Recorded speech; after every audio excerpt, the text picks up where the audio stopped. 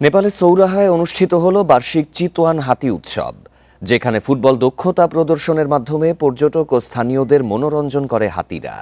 3 দিনব্যাপী এই উৎসবের দ্বিতীয় দিন হয় হাতিদের সৌন্দর্য বিষয়ক প্রতিযোগিতা, আর শেষ দিন হয় প্রাণী পূজা। টান টান উত্তেজনা, চারপাশ দর্শকে পরিপূর্ণ, আর মাঠে ফুটবল খেলছে হাতি। ম্যাচ পরিচালনার দায়িত্বে আছেন রেফারিও। শুক্রবার এমনই এক দৃশ্যের দেখা মিলেছে নেপালের সৌরাহায়।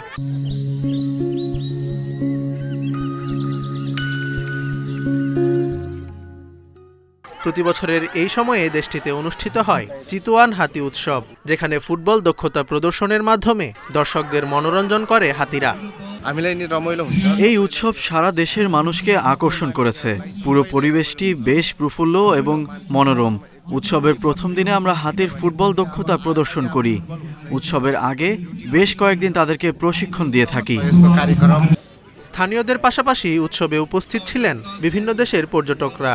ভিন্নধর্মী এই অনুষ্ঠান দেখে মুগ্ধ তারা। সম্পূর্ণ নতুন অভিজ্ঞতা। হাতি এবং মানুষের এই বোঝাপড়া দেখে বেশ ভালোই লাগছে।